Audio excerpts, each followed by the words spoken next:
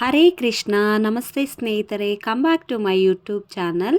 ಇವತ್ತಿನ special video ಏನಪ್ಪ ಅಂತಂದರೆ, ಮೈಸೂರು ಬದನೆಕಾಯಿ ಮತ್ತು ಕ್ಯಾಪ್ಸಿಕಮ್ನ ಬಳಸ್ಕೊಂಡು ನಾನಿಲ್ಲಿ ಒಂದೊಳ್ಳೆ ವಾಂಗಿಬಾತನ್ನ ಮಾಡ್ತಾಯಿದ್ದೀನಿ. ವಾಂಗಿಬಾತ್ ಅಂದರೆ ನನಗೆ ತುಂಬ ಇಷ್ಟ. ನಾನಿಲ್ಲಿ ಒಂದು 7ರಿಂದ 8 ಉದ್ದುದ್ದ ಎಳೆದು ಬದನೆಕಾಯಿನ ತೊಗೊಂಡು ನೋಡಿ, ಈ ಥರ ಈ ಶೇಪಲ್ಲಿ ನೀಟಾಗಿ ಕಟ್ ಮಾಡಿ, ಅದು ಕಟ್ ಮಾಡ್ತಿದ್ದ ಹಾಗೇ ನೀರಿಗೆ ಹಾಕೋಬೇಕು. ಯಾಕೆ ಅಂದರೆ ಬದನೆಕಾಯಿ ಬೇಗ ಕಪ್ಪಾಗಿಬಿಡುತ್ತೆ. ಹಾಗಾಗಿ ನಾನಿಲ್ಲಿ ಒಂದು 2 ಕ್ಯಾಪ್ಸಿಕಮ್ನ ತೊಗೊಂಡಿದ್ದೀನಿ. ಕ್ಯಾಪ್ಸಿಕಮ್ ಹಾಕೋದ್ರಿಂದ ಒಳ್ಳೆ ರಿಚ್ ಟೇಸ್ಟ್ ಕೊಡುತ್ತೆ. ಹಾಗಾಗಿ ನೋಡಿ, ಬೇರೆ ಏನೇನು ಇಂಗ್ರೀಡಿಯೆಂಟ್ಸು ಅಂತ ತೋರಿಸ್ತಾ ಇದ್ದೀನಿ ನೋಡಿ. ಮೊದಲಿಗೆ ನಾನಿಲ್ಲಿ ವಾಂಗಿಬಾತ್ಗೆ ಬದನೆಕಾಯಿನ ಕಟ್ ಮಾಡಿ ಇಟ್ಕೊಂಡಿದ್ದೀನಿ. ಒಂದು 5ರಿಂದ 6 ಹಸಿಮೆಣಸಿಕಾಯಿ, 2 ಹುಳಿ ಟೊಮೊಟೊ. ನೋಡಿ, ಈ ಶೇಪ್ನಲ್ಲಿ ಕ್ಯಾಪ್ಸಿಕಮ್ನ ಕಟ್ ಮಾಡಿ ಇಟ್ಕೊಂಡಿದ್ದೀನಿ. ಕ್ಯಾಪ್ಸಿಕಮ್ ಒಳಗಡೆ ಇರೋ ಮೆಣಸಿಕಾಯಿ ಬೀಜನ ಹಾಕಬಾರ್ದು. ಹಾಗಾಗಿ ನೋಡಿ, ನನ್ನ ಮಗಳು ವಿಡಿಯೋ ತೋರಿಸ್ತೀನಿ ಮಮ್ಮಿ ನಾನು ಇದನ್ನು ಅಂತಂದು, ಹಾಗಾಗಿ ಅವಳು ತೋರಿಸ್ತಿದ್ದಾಳೆ. ನೆಕ್ಸ್ಟು ಒಂದು 2 ಈರುಳ್ಳಿ, ದಪ್ಪದಾದ ಈರುಳ್ಳಿನ ಉದ್ದುದ್ದ ಕಟ್ ಮಾಡ್ಕೊಂಡಿದ್ವಿ. ಒಂದು 10ರಿಂದ 12 ಇಳ್ಕು ಬೆಳ್ಳುಳ್ಳಿ, ಒಂದು ಸ್ವಲ್ಪ ಹುಣಸೆಹಣ್ಣು ರಸನ ನೆನಾಕಿ ಇಟ್ಕೊಂಡಿರಬೇಕು. ಮತ್ತು 1-2 ಪ್ಯಾಕೆಟಷ್ಟು ವಾಂಗಿಬಾತ್ ಪೌಡ್ರು, 3ರಿಂದ 4 ಬ್ಯಾಡಗಿ ಮೆಣಸಿನ್ಕಾಯಿ, ಸ್ವಲ್ಪ ಒಂದು ಅರ್ಧ ಹೋಳಷ್ಟು ತುರಿದಿಟ್ಕೊಂಡಿರೋ ಅಂಥ ಕೊಬ್ಬರಿ ಮತ್ತು ಬಿಳಿ ಎಳ್ಳು.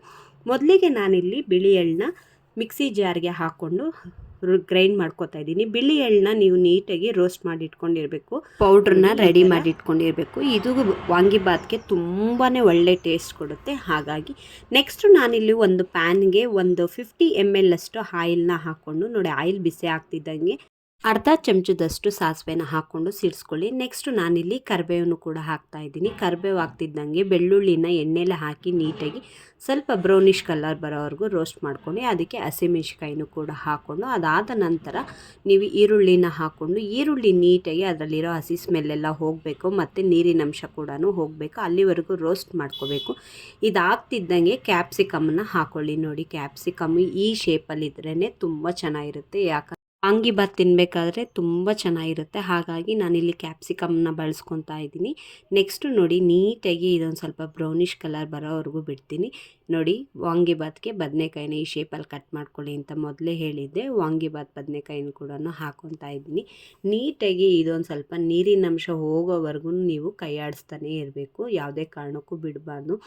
ನೋಡಿ, ನಮಗೆ ಬೇಕಾಗಿರೋ ಐಟಮ್ನ ನಾವು ರುಚಿಯಾಗಿ ಮನೆಯಲ್ಲೇ ಹೇಗಾದರೂ ಆಗಲಿ ಟೇಸ್ಟು ಮಾಡ್ಕೊತೀನಿ. ಯಾಕಂದರೆ ಅದಕ್ಕಿಂತ ಬೇರೆ ಆಲ್ಮೋಸ್ಟ್ ಬದನೆಕಾಯಿ ಬೆಂದಿದೆ. ಹಾಗಾಗಿ ನಾನಿಲ್ಲಿ ರುಚಿಗೆ ತಕ್ಕಷ್ಟು ಉಪ್ಪು ಮತ್ತು ಅರಿಶಿನ ಹಾಕ್ಕೊಂಡು ಒಂದು 2 ನಿಮಿಷ ನೋಡಿ ನೀಟಾಗಿ ಬೇಯೋದಕ್ಕೆ ಬಿಡ್ತಾಯಿದ್ದೀನಿ.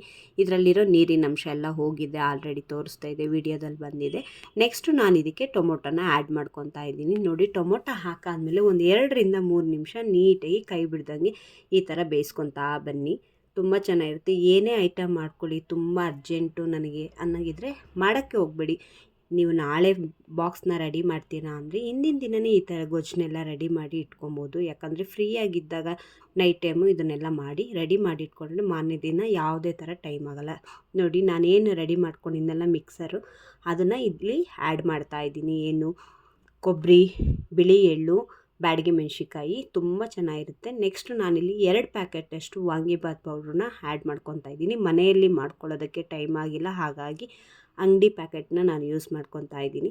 ನೋಡಿ, ಇದು ಹಾಕಾದ್ಮೇಲೆ ಒಂದು 2 ನಿಮಿಷ ಅದರಲ್ಲಿರೋ ಕೊಬ್ಬರಿಯಲ್ಲಿರೋ ಹಸಿ ಸ್ಮೆಲ್ ಹೋಗೋವರೆಗೂ ಬಿಟ್ಕೊಂಡು ಇದಕ್ಕೆ ಹುಣಸೆ ಹಣ್ಣಿನ ರಸನ ಹಾಕ್ಕೊಳ್ಳಿ. ನಿಮಗೆ ಎಷ್ಟು ಬೇಕು ಅಂತ ಗೊತ್ತಾಗುತ್ತೆ, ನೀವು ಯಾವ ಕ್ವಾಂಟಿಟಿಲಿ ಮಾಡ್ತಿದ್ದೀರಾ ಅಂತ ನೋಡಿಕೊಂಡು ಹುಣಸೆ ರಸನ ಹಾಕ್ಕೊಂಡು ಒಂದು 2ರಿಂದ 3 ನಿಮಿಷ ಅದಕ್ಕೆ ಕುದಿಯೋದಕ್ಕೆ ಬಿಡಬೇಕು. ನೋಡಿ, ಇದರಲ್ಲಿರೋ ನೀರಿನ ಅಂಶ ಕಮ್ಮಿಯಾಗಿ ಎಣ್ಣೆ ಬಿಟ್ಕೊತಾ ಬರ್ತಾ ಇರುತ್ತೆ. ಯಾವಾಗ ಎಣ್ಣೆ ಬಿಟ್ಕೊಳ್ಳುತ್ತೋ ಆವಾಗ ವಾಂಗಿಬಾತ್ ಗೊಜ್ಜು ರೆಡಿಯಾಗಿದೆ. ನೋಡಿ, ಬಿಸಿ ಬಿಸಿ ಅನ್ನದ ಜೊತೆನೋ ಇಲ್ಲ ದೋಸೆ ಚಪಾತಿ ನಿಮಗೆ ಯಾವುದ್ರಲ್ಲಿ ಬೇಕೋ ಅದರಲ್ಲಿ ನೀಟಾಗಿ ತಿನ್ಬೋದು. ದೋಸೆ ಚಪಾತಿಗೂ ತುಂಬ ಚೆನ್ನಾಗಿರುತ್ತೆ.